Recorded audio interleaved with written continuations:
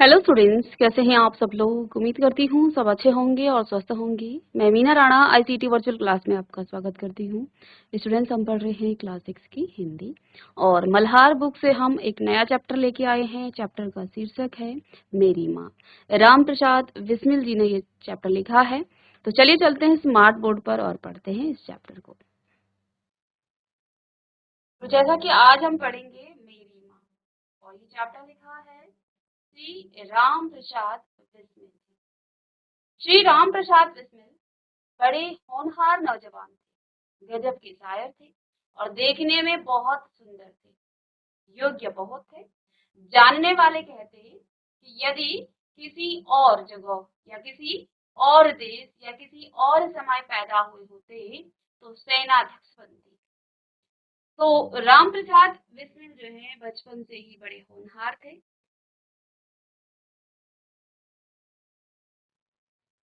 ठीक है, और ये गजब के शायर भी थे, यानी कि ये शायरी भी लिखा करते थे। देखने में भी बहुत सुंदर थे, योग्य भी बहुत थे। और जो इनको जानते थे, जो इनको जानता था, वे इनको क्या कहते हैं कि यदि ये किसी और जगह, किसी और देश या किसी और समय में पैदा हुए होते तो सेनाध्यक्ष बनते। यह कहना है हमारे देश के प्रसिद्ध स्वतंत्रता सेनानी भगत सिंह का बिस्मिल के बारे में। तो इनको जो है, जो हमारे भारत के स्वतंत्रता सेनानी भगत सिंह का नाम तो सभी जानते हैं। भगत सिंह ने इनको क्या कहा कि अगर ये किसी और समय में, किसी और जगह पर या किसी और जो है देश में पैदा हुए होते तो शायद ये सेनाध्यक्ष बनते। लेकिन क्योंकि ये समय जो है ऐसा ही था कि जगह भी, क्योंकि देखो उस समय भारत क्या था, गुलाम था। और जब भारत गुलाम था तो हम जो है अपनी क्षमताओं को, अपनी दक्षताओं को प्रदर्शित नहीं कर सकते थे। जितना हमसे अंग्रेज करवाना चाहते थे उतना ही हम लोग कर पाते थे हमारे देश के बारे में। ठीक है, तो इसलिए भगत सिंह ने इनसे कहा कि अगर ये किसी और देश में पैदा होते, किसी और समय में पैदा होते तो शायद जो है ये कुछ और होते, यानी कि सेनाध्यक्ष बनते। राम प्रसाद बिस्मिल का जन्म जब हुआ उस समय भारत पर अंग्रेजों का आधिपत्य था। जब इनका जन्म हुआ था तब जो है भारत पर अंग्रेजों का आधिपत्य था, अंग्रेज के अधीन हमारा देश था। ठीक है, बिस्मिल छोटी सी आयु से ही भारत की स्वतंत्रता के लिए अंग्रेजों से लड़ते रहे। और जब ये बहुत छोटे थे तब से ही ये भारत की स्वतंत्रता के लिए उन अंग्रेजों से वो लड़ते रहे। अंग्रेजों ने उन्हें जेल भेज दिया और उस समय अंग्रेज जो है, जो उनके विरुद्ध बोलता था, अंग्रेज उनको जेल में डाल देते थे या फांसी की सजा दे दी जाती थी। ठीक है, तो राम प्रसाद बिस्मिल के साथ भी ऐसा ही हुआ। बहुत छोटी उम्र में ही ये भारत की स्वतंत्रता के लिए अंग्रेजों से लड़ने लगे। और उस समय के लिए ये एक दंड था, अपराध था कि आप अंग्रेजों के विरुद्ध बोलेंगे तो आपको या तो जेल में भेजकर अनेक प्रकार की यातनाएं भोगनी पड़ती थी, अनेक प्रकार के कष्ट वहां पर भोगने पड़ते थे, और या तो आपको सीधे ही, ज्यादा ही कर दिया तो सीधे फांसी दे दी जाती थी। तो राम प्रसाद बिस्मिल के साथ भी ऐसा ही हुआ। ये छोटी सी उम्र में ही भारत की स्वतंत्रता के लिए अंग्रेजों से लड़ते रहे, इसलिए अंग्रेजों ने उन्हें जेल भेज दिया और फांसी की सजा तक दे दी। जेल में भी उन्होंने अंग्रेजों के अनेक अत्याचार सहे। अब जेल में भी वो ऐसे ही नहीं, उस जेल में भी उनको अंग्रेजों के अत्याचारों का सामना करना पड़ता था। और ये हर उस स्वतंत्रता सेनानी के लिए था, उस हर देशभक्त के लिए था जो अंग्रेजों के विरुद्ध कुछ बोलता या अंग्रेजों के विरुद्ध कुछ करता। उन सब के लिए यही सजा मिलती थी। तो इन सब में राम प्रसाद बिस्मिल का यहाँ पर जिक्र हुआ है। और वे जो हैं, इनको उस जेल में भी अनेक प्रकार के अत्याचार उनको सहने पड़े। जेल में रहते रहते ही उन्होंने चोरी छिपे अपनी आत्मकथा लिखी। और जब ये जेल में थे तो चोरी चोरी, अंग्रेजों से चोरी छिपे इन्होंने अपनी आत्मकथा लिखी और अंग्रेजों से बचते बचाते जेल से बाहर भेजते रहे। उनके साथियों ने उसे प्रकाशित भी करवा दिया और इसका नाम रखा गया निज जीवन की एक छटा। तो राम प्रसाद बिस्मिल ने जब इनको जेल में भेजा गया, वहां पर इन्होंने अपनी आत्मकथा लिखी। आत्मकथा कहते हैं जिसमें कोई व्यक्ति अपने जीवन की संपूर्ण घटनाओं को क्रमबद्ध तरीके से लिखता है, तो वह आपकी आत्मकथा कहलाती है। तो राम प्रसाद बिस्मिल ने भी जेल में रहते हुए अपनी आत्मकथा लिखी और अंग्रेजों से बच करके उन आत्मकथा के पेजों को वो बाहर भेजते रहे और इसके साथ इनके साथियों ने उसे प्रकाशित भी करा। जो इनके साथी थे, इनके साथ जो रहते थे, उन्होंने उनकी आत्मकथा को प्रकाशित किया, उसे छपवाया और उसे जो है फिर प्रकाशित कर दिया। इसका नाम क्या रखा गया? निज जीवन की एक छटा। इनकी आत्मकथा का नाम क्या रखा गया? निज जीवन की एक छटा। इस पुस्तक ने अंग्रेजों के होश उड़ा दिए और लोगों में अंग्रेजों के विरुद्ध क्रोध और बढ़ गया। इस तरह इस आत्मकथा के कारण अंग्रेज बिस्मिल को फांसी देने के बाद भी उन्हें हरा न सके। तो इधर जो है उनको सजा तो मिल गई थी, लेकिन जितना भी उनके पास समय था, उस समय में राम प्रसाद बिस्मिल ने अपनी आत्मकथा लिख डाली और अपनी आत्मकथा लिखने के बाद उसे बाहर भेज दिया, जेल से बाहर।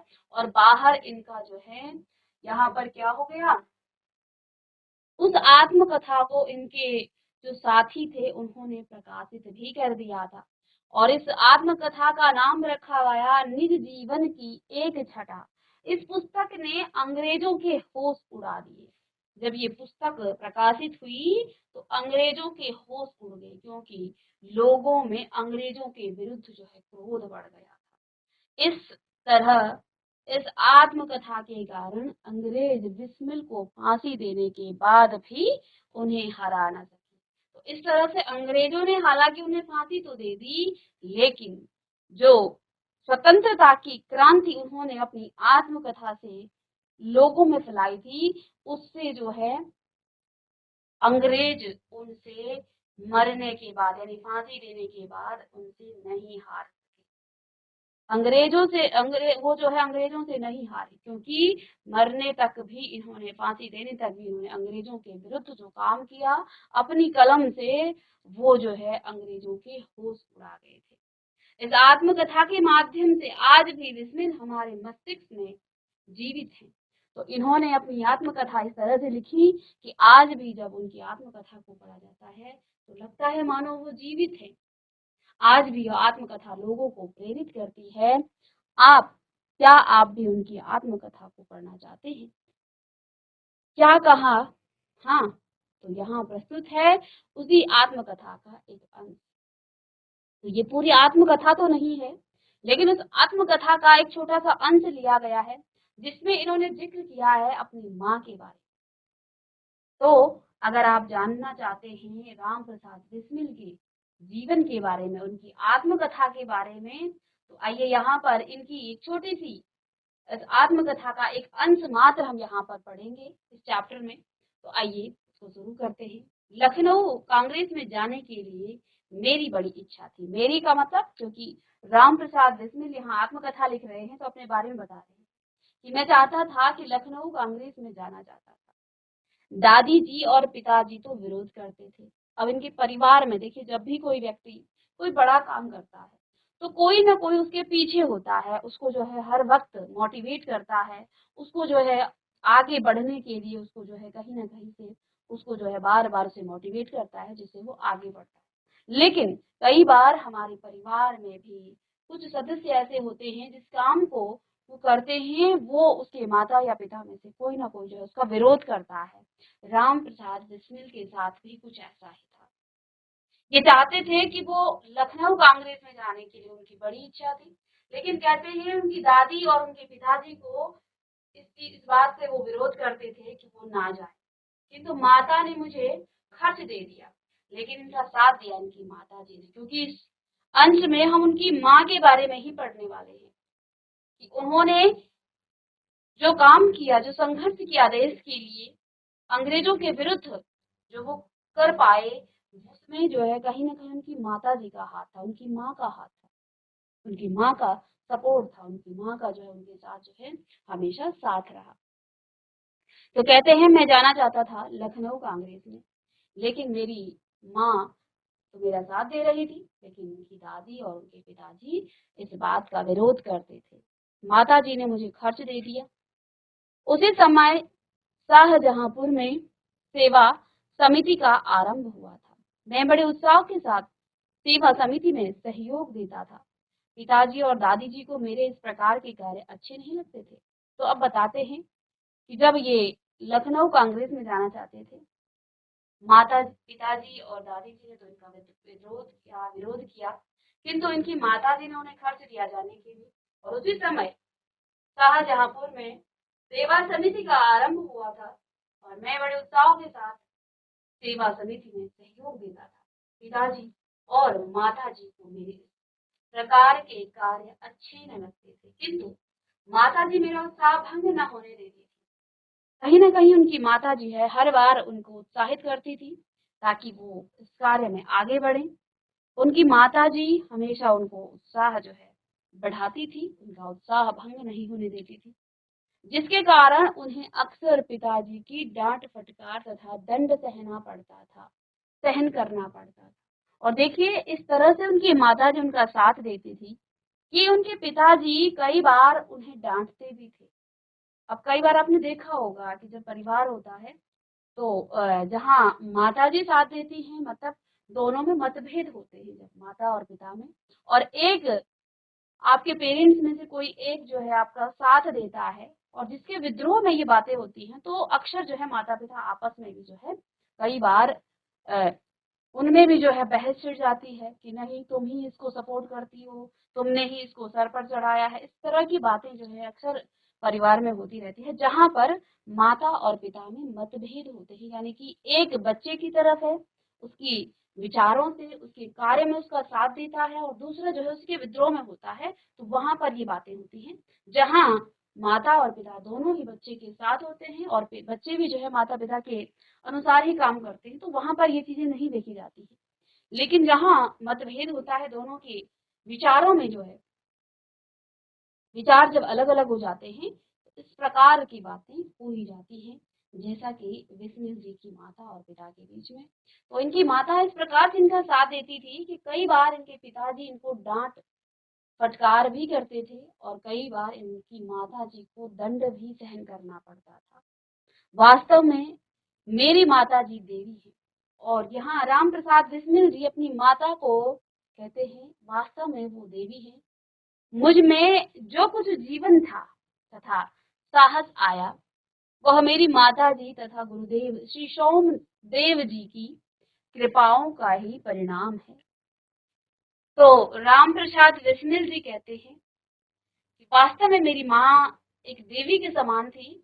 मुझ में जो कुछ जीवन था, साहस आया था, वह सब मेरी माता जी और गुरुदेव श्री सोमदेव जी की कृपाओं का ही परिणाम है। दादी जी और पिताजी मेरे विवाह के लिए बहुत अनुरोध करते थे, किंतु माता जी यही कहती थी कि शिक्षा पा चुकने के बाद ही विवाह करना उचित होगा। यानी कि ये जो है चाहते थे कि राम प्रसाद बिस्मिल एक उच्च शिक्षा प्राप्त करें और जब वो एक काबिल बन जाएं तब जाकर के उनका विवाह करना चाहिए।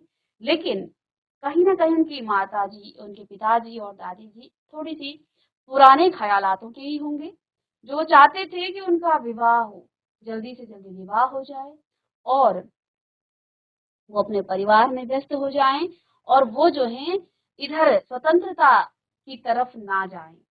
और इसमें भी देखिए एक पिता और एक दादी की चिंता है कि उन्हें कहीं अंग्रेज कुछ ना कर दे, क्योंकि उस समय माहौल ही कुछ ऐसा था। लेकिन हर कोई अपने बेटे को, अपने बच्चे को स्वतंत्रता के लिए आगे अग्रसर नहीं कर सकता है। वही कर सकता है जिसके अंदर साहस हो, जिसके अंदर जो है देश की भावना, भक्ति भावना हो, वही अपने बेटे को देश के लिए समर्पित कर सकता है। और कई बार देखा जाता है माताएं चाहती हैं कि वो उनके बच्चे जो हैं इस तरह से अंग्रेजों के सामने ना जाएं, अंग्रेजों के से उनका पाला ना पड़े, क्योंकि अगर अंग्रेजों के विरुद्ध में कुछ बोला जाता था तो उनको फांसी दी जाती थी। और उस समय की कई माताओं ने अपने बच्चों को रोका भी होगा कि नहीं नहीं आपको नहीं जाना है। लेकिन यहाँ देखिए राम प्रसाद बिस्मिल ने अपनी माँ के लिए क्यों लिखा है, क्योंकि उनकी माता ने उनका जो है साहस बढ़ाया। उनकी माता जो है उनको जीवन में आगे बढ़ने के लिए हर बार प्रेरित करती थी और कई बार उनके पिताजी से वो दंड और फटकार भी सहन करती थी। तो ये जो है इसलिए अपनी माता को देवी के समान कहते हैं। उनके पिताजी चाहते थे कि वो विवाह कर लें, साथ में उनकी दादी भी चाहती थी, किंतु माता यही कहती थी कि शिक्षा जब उनकी पूरी हो जाएगी उसके बाद ही उनका विवाह होना उचित है। माता जी के प्रोत्साहन और सद्व्यवहार ने मेरे जीवन में बहुत दृढ़ता उत्पन्न की कि किसी आपत्ति और संकट के आने पर भी मैंने अपने संकल्प को न त्यागा। इनकी माता ने इनको प्रोत्साहित किया। इनका सद्व्यवहार जो था उसने मेरे जीवन में, यहाँ लेखक कहते हैं कि मेरी माता के प्रोत्साहन और सद्व्यवहार ने मेरे जीवन में बहुत दृढ़ता उत्पन्न की कि किसी आपत्ति और संकट के आने पर भी मैंने अपने संकल्प को न त्यागा। यानी कि इस प्रकार से मेरी माता ने मुझे प्रोत्साहित किया था, मोटिवेट किया था कि कोई आपत्ति अगर मेरे सामने आती, कोई संकट मेरे सामने आ जाता तो मैंने अपने संकल्प को नहीं त्यागा। यानी कि देश के प्रति स्वतंत्रता संग्राम में जो उन्होंने देश के लिए अपना योगदान दिया उसके लिए वो पीछे नहीं हटे।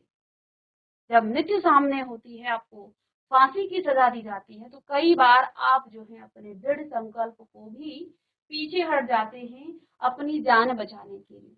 लेकिन राम प्रसाद बिस्मिल वहां से भी पीछे नहीं हटे और इनका जो दृढ़ संकल्प था उसको इन्होंने नहीं त्यागा।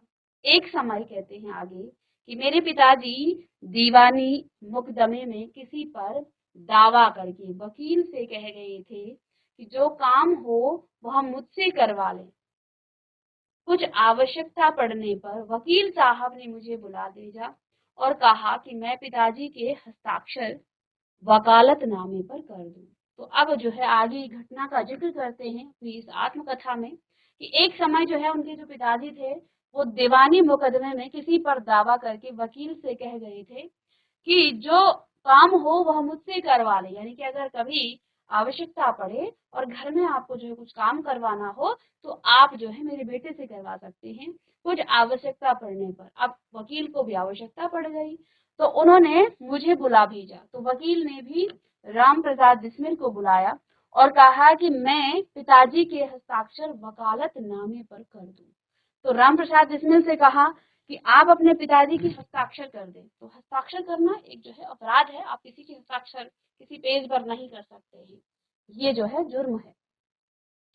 तो मैंने तुरंत उत्तर दिया कि यह तो धर्म विरुद्ध होगा, इस प्रकार का पाप मैं कदापि नहीं कर सकता। वकील साहब ने बहुत समझाया कि मुकदमा खारिज हो जाएगा, किंतु मुझ पर कुछ भी प्रभाव न हुआ। तो वकील साहब जो है उनसे गुजारिश करते रहे, उनसे जो है बार बार अनुरोध करते रहे कि बेटा आप इस पर हस्ताक्षर कर दीजिए, नहीं तो ये जो मुकदमा है ये खारिज हो जाएगा। लेकिन राम प्रसाद बिस्मिल कहाँ मानने वाले थे। उन्होंने जो है क्या कहा कि इस प्रकार का पाप मैं कदापि नहीं कर सकता। वकील साहब ने बहुत समझाया कि मुकदमा खारिज हो जाएगा, किंतु मुझ पर कुछ भी प्रभाव ना हुआ। न मैंने हस्ताक्षर किए, अपने जीवन में हमेशा सत्य का आचरण करता रहा, चाहे कुछ भी हो जाए सत्य बात कह देता था। तो यहाँ लेखक कहते हैं कि उन्होंने बड़ी जो है उनसे गुजारिश की, उनसे जो है कहा कि बेटा आप इस पे हस्ताक्षर कर दीजिए, लेकिन उन्होंने उस पर हस्ताक्षर नहीं किए। तो कहते हैं सत्य का आचरण मैं करता रहा, चाहे कुछ भी हो जाए सत्य बात कह देता था। 11 वर्ष की उम्र में माताजी विवाह कर शाहजहांपुर आई थी। अब अपनी माताजी के बारे में यहाँ पर जिक्र करते हैं कि मात्र 11 वर्ष की उम्र, पहले छोटे छोटे बच्चियों का ही विवाह हो जाता था, 7 साल में ही, 8 साल 9 साल में ही विवाह हो जाता था, ठीक है। तो इनकी माता जी जो हैं मात्र 11 वर्ष की उम्र की थी और इनकी माता जी का विवाह हुआ तो ये शाहजहांपुर आई। उस समय वह नितांत अशिक्षित एक ग्रामीण कन्या के समान थी। तो जब इनका विवाह हुआ, जब ये शाहजहांपुर आई, तो ये जो है बिल्कुल अशिक्षित थी, एक ग्राम कन्या, गांव की लड़की। शाहजहांपुर आने के थोड़े दिनों बाद दादी जी ने अपनी छोटी बहन को बुला लिया और जब इनका विवाह हुआ इनकी माता जी का, तो इनकी दादी ने अपनी छोटी बहन को बुला लिया और उन्होंने माता जी को गृह कार्य, घर के जो कार्य थे, क्योंकि एक छोटी बच्ची ही थी 11 साल की, तो अब इनकी दादी जी ने अपनी बहन को बुलाया और इनको सभी घर के सभी कामों की शिक्षा दी। थोड़े दिनों में माता जी ने घर के सब काम काज को समझ लिया। अब इनकी माता जी ने कुछ ही दिनों में घर के सभी काम काज को समझ लिया और भोजनादि का ठीक ठीक प्रबंध करने लगी। तो बहुत छोटी उम्र थी इनकी माता जी की। तो उस समय जो है, पहले के जमाने में बहुत छोटी उम्र में जब शादी हो जाती थी लड़कियों की, तो बाल विवाह की प्रथा थी। तो उस समय जो है वो सारे घर के जो जितने भी काम होते थे वो ससुराल जाकर ही सीखती थी। ठीक है ना। तो आज तो जब तक शादी होती है तो उसमें जो है बहुत बड़ी लड़कियां हो जाती हैं, 25 साल के बाद ही, 25 के आप तो 30 साल में ही शादी करती हैं। तो उस समय तक जो है वो सब कुछ सीख चुकी होती हैं और उन्हें जो है बहुत ज्यादा कठिनाइयों का सामना भी नहीं करना पड़ता है। तो उस समय जो है ये प्रथा थी कि छोटी छोटी बालिकाओं की, बालकों की शादी हो जाती थी। तो इनकी माता जी तो थोड़ी बड़ी थी, 11 साल की। तो मात्र 11 साल की बच्ची जो है क्या ही काम सीख पाती, तो वो सारा काम ससुराल में जाकर ही सीखती थी। तो इनकी दादी जी ने भी अपनी बहन को बुलाया और उनके घर की जो शिक्षा है, घर का जो काम है, वो सारी चीजें इनको सिखाया और इनकी माता जी थोड़े ही दिन में सारे काम काज सीख गई थी। भोजनादि का वो ठीक ठीक प्रबंध करने लगी और मेरे जन्म होने के 5 या 7 वर्ष बाद उन्होंने हिंदी पढ़ना आरंभ किया और इसके बाद राम प्रसाद बिस्मिल जी का जन्म हुआ और फिर जो है 5 साल 7 साल के बाद उन्होंने हिंदी पढ़ना आरंभ किया। पढ़ने का शौक उन्हें खुद ही पैदा हुआ था। मोहल्ले की जो सखी सहेली जो घर पर आया करती थी, उन्हीं में जो शिक्षित थी माता जी उनसे अक्षर बोध करती थी। तो इनके जो मोहल्ले में अन्य महिलाएं थी, गृहिणियां थी, जो शिक्षित थी, उन सब से इन्होंने पढ़ना शुरू किया। ठीक है। माता जी ने उनसे अक्षर बोध करती थी, यानी उनसे पढ़वाती थी, उनसे पढ़ना वो सीखती थी। इस प्रकार घर का सब काम कर चुकने के बाद जो कुछ समय मिल जाता उसमें पढ़ना लिखना करती थी।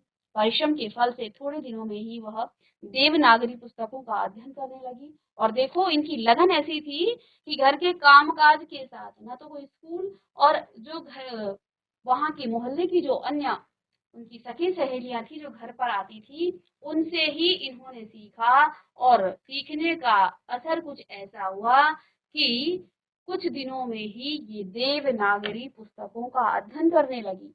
मेरी बहनों को छोटी आयु में माता जी ही शिक्षा दिया करती थी और इतनी दक्ष ये हो गई थी कि इनकी जो बहनें थी उनको छोटी उम्र में इनकी माता ही शिक्षा दिया करती थी। ठीक है। जब से मैंने आर्य समाज में प्रवेश किया, माता जी से खूब वार्तालाप होता। तो अब कहते हैं कि जब मैंने आर्य समाज में प्रवेश किया तो मेरी माता जी से मेरी खूब वार्तालाप होती। उस समय की अपेक्षा अब उनके विचार भी कुछ उदार हो गए हैं। यदि मुझे ऐसी माता न मिली होती तो मैं न ऐसी माता न मिलती तो मैं भी अति साधारण मनुष्यों की भांति संसार चक्र में फंसकर जीवन निर्वाह करता। अब वो अति साधारण किसे कहते हैं? जिसे हम कहते हैं कि हमने अपना पूरा जीवन जो है बड़े मजे से और खा पी करके मौज किया, इसे वो अति साधारण कहते हैं। क्यों? क्योंकि देखिए आपने किसी के लिए कुछ किया ही नहीं, अपने जीवन को वो धन्य समझते हैं क्योंकि इन्होंने देश की स्वतंत्रता के लिए अंग्रेजों के विरुद्ध जो है बोला है, अंग्रेजों के विरुद्ध इन्होंने काम किया है, इसलिए अपने जीवन को ये सार्थक मानते हैं। कहते हैं अगर मुझे मेरी माता जी ना मिली होती तो मैं शायद संसार चक्र में फंस जाता, जीवन निर्वाह करता। जैसे कि इनकी माँ दादी जी और इनकी जो पिताजी हैं वो चाहते थे कि शादी करें और संसार चक्र में फंस जा करके अपना जीवन निर्वाह करें और पूरा जीवन जो है 2-4 लोगों का भरण पोषण करें। क्योंकि जब हमारा परिवार बनता है तो हम अपने परिवार के चक्र में ही फंस जाते हैं, वहां से आप जो है चाह कर भी बाहर नहीं निकल सकते हैं। ठीक है। और जब आप किसी परिवार का निर्माण कर चुके होते हैं तो ये आपका फर्ज भी होता है कि आप उस परिवार को संभालें, उसका भरण पोषण करें। लेकिन अगर आपने परिवार ही नहीं बनाया है तो आप फिर स्वतंत्र हैं और आप देश के प्रति समर्पित हैं। तो ये कहते हैं कि अगर मेरी माताजी मुझे न मिलती तो मैं भी अति साधारण मनुष्यों की भांति संसार चक्र में फंसकर जीवन निर्वाह करता, अर्थात मैं भी शादी कर लेता, परिवार बन जाता, बच्चे होते और उन 4-5 लोगों के जीवन निर्वाह उनकी के लिए जो है अपना जीवन समर्पित कर देता। लेकिन कहते हैं मेरी माता ने मुझे जो है साथ दिया, मेरी माता ने इस जीवन चक्र से मुझे बचाया है और मैं देश की सेवा कर पाया। ठीक है। तो शिक्षादि के अतिरिक्त उन्होंने शिक्षा के अतिरिक्त क्रांतिकारी जीवन में भी उन्होंने मेरी वैसे ही सहायता की, शिक्षा में भी, क्योंकि उनकी दादी और पिताजी तो चाहते थे कि वो शादी कर ले और एक बार शादी कर लेते तो जिम्मेदारी उनके ऊपर आ जाती, जिम्मेदारी आ जाती तो फिर वो अपनी शिक्षा छोड़ देते, क्योंकि उन्हें कुछ और काम करना पड़ता, परिवार का भरण पोषण करना है। इसलिए कहते हैं कि मेरी माता ने शिक्षा में भी मेरा साथ दिया और इसके अतिरिक्त क्रांतिकारी जो जीवन मेरा है उसमें उन्होंने मेरी वैसे ही सहायता की है जैसी मैजिनी को उसकी माता ने की थी। माता जी का सबसे बड़ा आदेश मेरे लिए यही था कि किसी की प्राण हानि ना हो। तो उनकी माता जी क्या चाहती थी कि किसी की प्राण हानि ना हो। उनका कहना था कि अपने शत्रु को भी कभी प्राण दंड न देना चाहिए। इसके उनके इस आदेश की पूर्ति करने के लिए मुझे मजबूरन 2-1 बार अपनी प्रतिज्ञा भंग करनी पड़ी। तो कहते हैं कि मेरी माताजी का एक आदेश भी था कि किसी की प्राण हानि न हो, यानी कि किसी को मृत्यु दंड ना मिले। और उनका कहना था कि अपने शत्रु को भी हमें कभी प्राण दंड नहीं देना चाहिए। शत्रु भी हो तो उसको आप बिल्कुल जान से मत मारिए, दंड दें, लेकिन ऐसा दंड न दें कि वो अपने प्राणों से ही हाथ धोए। उनके इस आदेश की पूर्ति के लिए अब उन्होंने जो है जिस माता ने उनका इतना बड़ा साथ दिया उस माता के आदेश की पूर्ति के लिए कहते हैं कि मुझे मजबूरन 2-1 बार अपनी प्रतिज्ञा भंग करनी पड़ी थी। जन्मदात्री जननी, इस जीवन में तो तुम्हारा ऋण उतारने का प्रयत्न करने का भी अवसर न मिला। इस जन्म में तो क्या, यदि मैं अनेक जन्मों में भी सारे जीवन प्रयत्न करूं तो भी तुमसे वो ऋण नहीं हो सकता जिस प्रेम और दृढ़ता के साथ तुमने इस तुच्छ जीवन का सुधार किया वह अवर्णनीय है। अपनी माता के लिए यहाँ शब्द लिखते हैं कि जिस प्रकार से आपने जो है मेरे जीवन में ये दृढ़ता आप लाए, उस इस जीवन क्या, मैं तो जन्म जन्मों तक आपका जो है वो ऋण रहूंगा। मुझे जीवन की प्रत्येक घटना का स्मरण है कि तुमने जिस प्रकार अपनी देववाणी का उपदेश करके मेरा सुधार किया है। तो आगे अपनी माता के लिए कहते हैं कि अपनी माता को बताते हैं कि मुझे जीवन की जो प्रत्येक घटनाएं हैं उन सब का मुझे स्मरण है। और क्या कहते हैं कि तुमने जिस प्रकार क्या किया है, देव वाणी का उपदेश करके मेरा सुधार किया है, मुझे जो है शिक्षा दी है, उसको जो है मैं कभी भी नहीं भूल। तो चलिए, ये सब लिख रहे हैं राम प्रसाद बिस्मिल जेल में अपनी माता के लिए, अपनी जो उनकी जीवनी है, अपनी जीवनी में, अपनी आत्मकथा में, और अपनी माता के लिए जो शब्द उन्होंने लिखे हैं वही हम यहाँ पर पढ़ रहे हैं। अब आगे के चैप्टर को हम नेक्स्ट क्लास में डिस्कस करेंगे। तो बच्चों, आज की क्लास में हमने राम प्रसाद बिस्मिल की आत्मकथा के एक अंश हम यहाँ पढ़ रहे हैं, मेरी माँ। तो अब हम इस चैप्टर को नेक्स्ट लेक्चर में डिस्कस करेंगे। मिलते हैं नेक्स्ट लेक्चर में, तब तक के लिए थैंक यू।